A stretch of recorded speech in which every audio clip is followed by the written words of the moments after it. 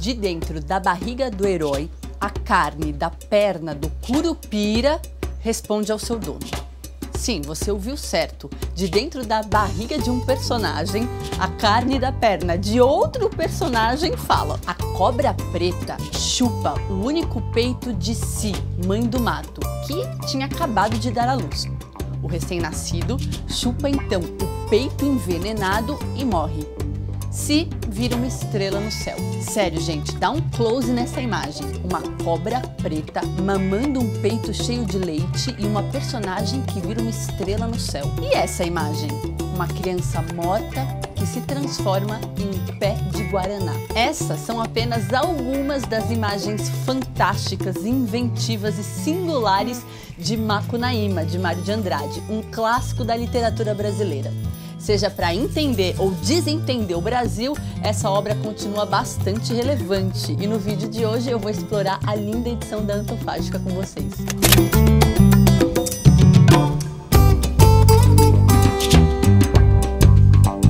Muita gente tem elogiado a capa do livro e eu concordo, gente, é uma das mais bonitas até agora. Quando eu bati os olhos, eu fiquei fisgada por esses cajus aqui em movimento, caindo, pelo vermelho intenso e pela tipografia tão bonita. Só que isso foi só o começo, porque assim que eu abri o livro, eu fiquei encantada com as ilustrações da Camille Sproesser. Em cada começo de capítulo, do lado esquerdo, tem uma ilustração de página inteira. As cores estão maravilhosas e é uma mais linda do que a outra. Eu vou mostrar algumas das minhas preferidas.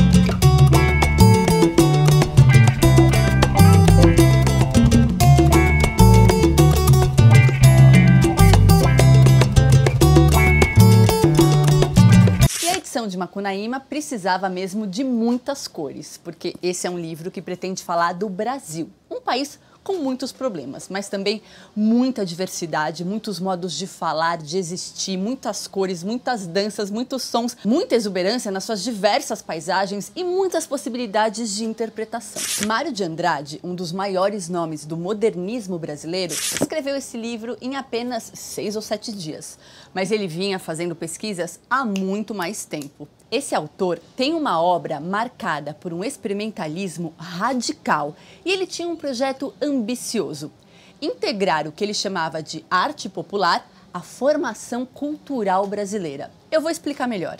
Assim como outros artistas do modernismo, Mário de Andrade se incomodava com o fato de que a arte da sua época queria imitar os modelos vindos da Europa. E desse jeito se tornava uma arte elitista e excludente. E por que excludente? Porque ela não abarcava as variadas expressões populares do Brasil, de norte a sul. Segundo Mário de Andrade, essas expressões eram o que tínhamos de mais valioso e por isso as expressões populares precisavam ser integradas à formação cultural do país. Mário de Andrade percebia que a arte não integrava a linguagem oral dos povos, das ruas, da vida cotidiana. Mário de Andrade quis coletar, registrar e assimilar as diversas expressões do povo brasileiro, os nossos modos de dizer, os nossos modos de fala, as nossas expressões típicas. E é claro que ele sabia que no norte se fala diferente do sul, do centro-oeste, do nordeste, do sudeste, e ele queria conhecer e registrar todas essas diferenças. Esse livro é o ponto alto de todas essas investigações de Mário de Andrade, o livro em que ele devorou, misturou e transformou referências de todo o Brasil. E uma curiosidade que eu descobri sobre ele fazendo a pesquisa é sobre sua própria ancestralidade. Filho de pai branco e mãe preta, ele trazia em si essa mistura. E isso provavelmente contribuiu para o seu espírito inquieto em relação às raízes e à formação do Brasil.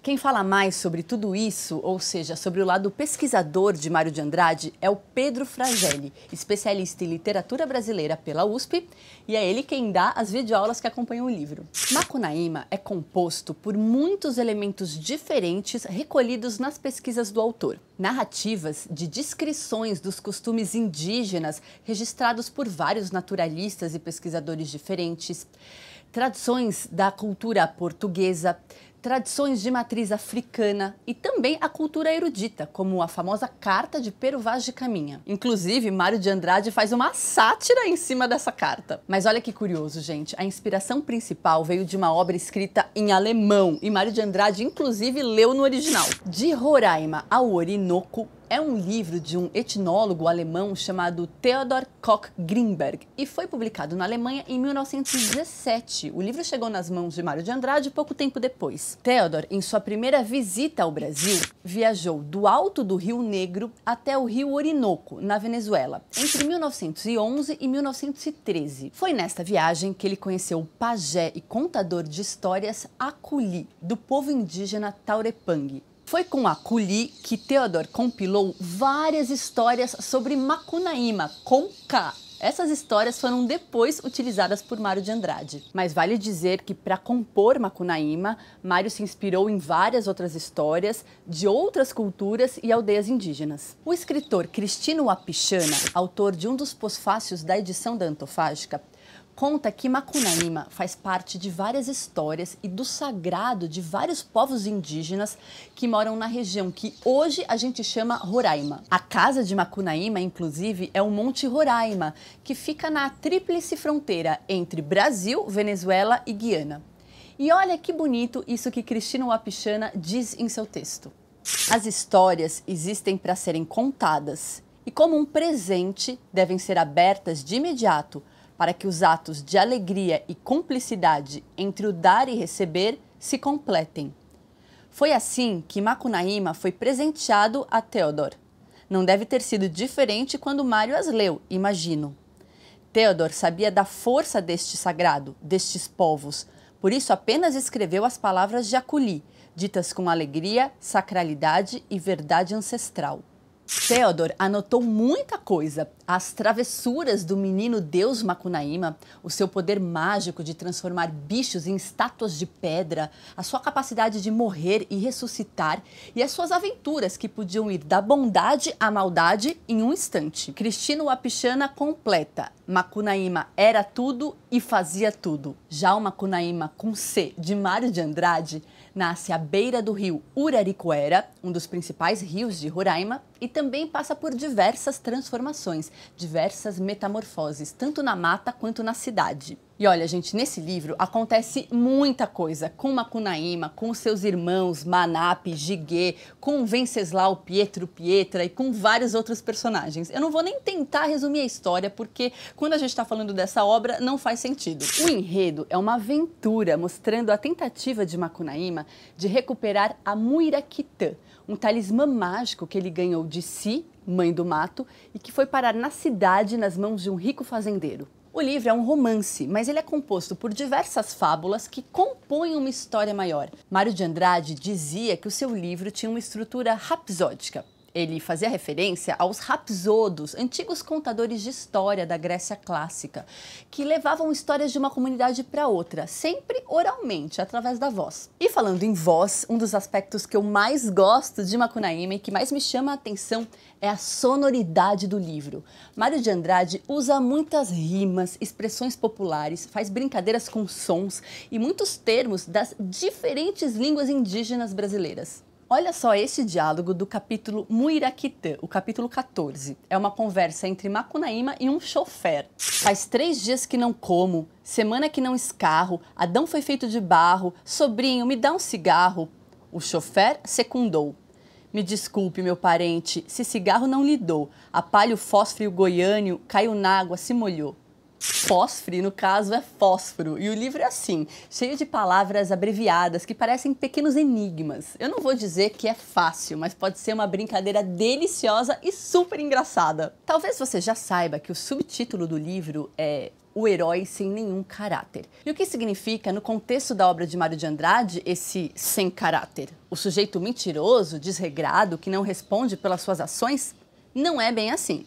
Aqui, caráter não tem a ver com moral, como quando a gente fala, esse sujeito não tem caráter. Aqui, caráter tem muito mais a ver com característica, com identidade, ou melhor, com a falta de uma identidade única, original, tradicional. Macunaíma, o herói sem nenhum caráter, representaria então o Brasil, que não tem uma única identidade. E olha que paradoxo interessante, gente, porque Macunaíma é o herói sem um caráter único, mas ao mesmo tempo ele é cheio de característica, porque ele se transforma, age, reage, canta, faz um monte de coisa. É verdade que Macunaíma é bem diferente dos personagens indígenas que tinham aparecido na literatura brasileira até então, como Peri e Iracema, ambos personagens de José de Alencar. Será que Macunaíma contribuiu para a ideia equivocada do índio como um sujeito preguiçoso, como um atraso para o progresso da civilização? Sugiro que você leia os textos de apoio da Antofágica e assista às videoaulas para tirar suas próprias conclusões. Além do pós-fácil de Cristina Wapichana, a edição traz mais 3 textos.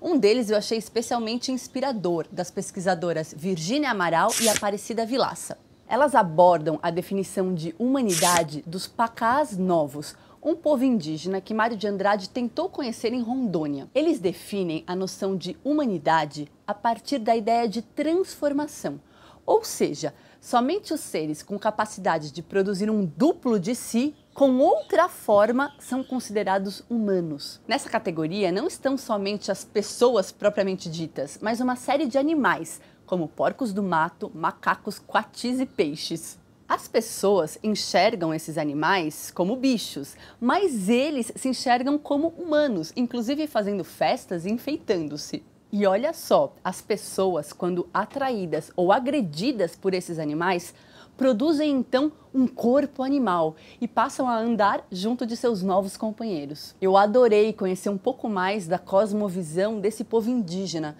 tão diferente do humanismo eurocêntrico. O professor de literatura da PUC do Rio de Janeiro, Frederico Coelho, também faz uma reflexão nos pós-fácios, aprofundando alguns aspectos da linguagem do livro e especificamente do narrador. Ah, e essa edição conta com 2 nomes super especiais. O prefácio é do ator Antônio Fagundes, que fala da sua relação com a obra, e um dos pós-fácios é do cantor e compositor tropicalista Tom Zé.